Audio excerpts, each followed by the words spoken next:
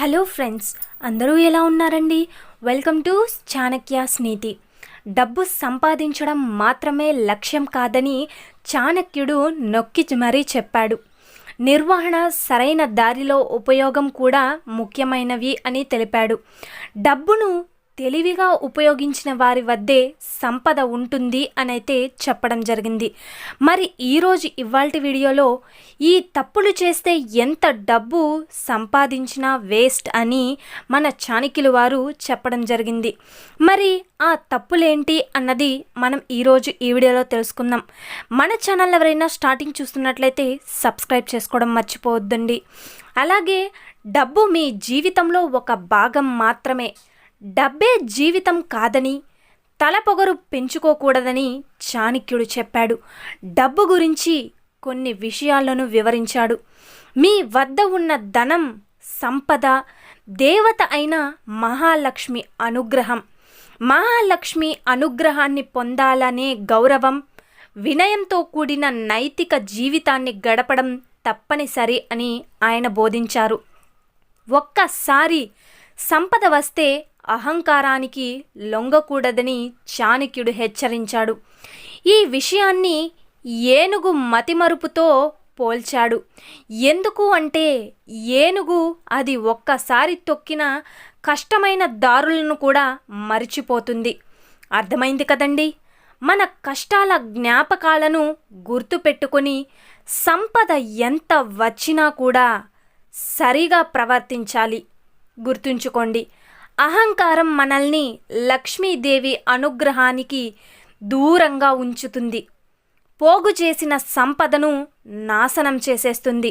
గుర్తుపెట్టుకోండి, మితంగా ఖర్చు చేయడం చాణక్యుడి ప్రాథమిక సూత్రాలలో ఒకటి. అలాగే డబ్బును ఆస్వాదించవలసి ఉన్నా సరైన మార్గంలో ఖర్చు చేసుకుంటే లక్ష్మీదేవిని అసంతృప్తికి గురి చేస్తుంది. మనం ఆ సరైన మార్గంలో ఖర్చు చేయకుంటే లక్ష్మీదేవిని, ఆమెని అసంతృప్తికి గురి చేయాల్సి ఉంటుంది. కాబట్టి దుబారా ఖర్చులకు బదులుగా వాస్తవ అవసరాలకు మాత్రమే ఖర్చు చేయాలని ఆచార్య చాణక్యుడు సలహా ఇస్తున్నాడు. మితిమీరిన ఖర్చు ప్రస్తుతానికి మీ కోరికలను తీర్చగలదు. మీరు ఏం చేయాలనుకుంటున్నారో అది చేసేయగలరు. ఇప్పుడు మీరు ఏం చెయ్యాలన్నా, ఏం తినాలన్నా కూడా అది అప్పటికప్పుడు తీర్చుకోగలరు. కానీ చివరికి ఆర్థిక సమస్యలకు దారితీస్తుంది. అనవసరమైన ఖర్చులు అప్పులకు దారితీస్తాయి. చాణక్యుడు ఈ విధంగా హెచ్చరించాడు.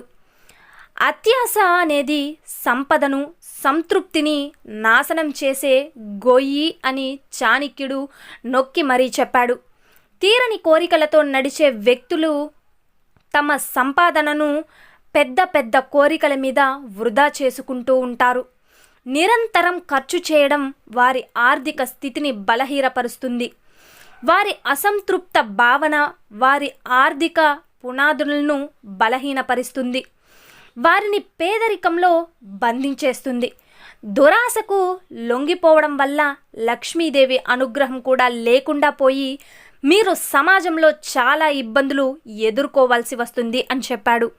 నిజమే కదండి? సంపదను కాపాడుకోవడంలో, వృద్ధి చేయడంలో వినయం, నియంత్రణ, నైతిక ప్రవర్తన ఉండాలని ఆచార్య చాణక్యుల వారు మనకి బోధించారు.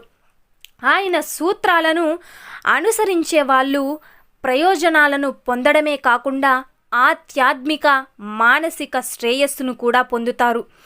ఇప్పటికీ కూడా ఆచార్య చాణక్యుల వారు చెప్పిన ప్రతి సూత్రాన్ని మనలో చాలామంది పాటించే వాళ్ళు ఉన్నారు. సో చూశారు కదండి ఇవాల్టి వీడియో. ఈ వీడియో మీకు నచ్చితే చిన్న లైక్ చేయండి. అలాగే మన ఛానల్ ఎవరైనా స్టార్టింగ్ చూస్తున్నట్లయితే సబ్స్క్రైబ్ చేసుకోవడం మర్చిపోవద్దండి. ఇలాంటి చాణక్య నీతి అలాగే మోటివేషనల్ వీడియోస్ మీకు నోటిఫికేషన్ రూపంలో రావాలి అంటే పక్కనున్న బెల్ సింబల్ని క్లిక్ చేయడం మర్చిపోవద్దండి. అలా క్లిక్ చేస్తే నేను పెట్టే ప్రతి వీడియో మీకు నోటిఫికేషన్ రూపంలో వస్తుంది. Thank you for watching friends. రేపటి వీడియోలో చాణక్యుల వారు మనకి ఏం సందేశాన్ని ఇవ్వబోతున్నారు అన్నది మనం వేచి చూద్దాం.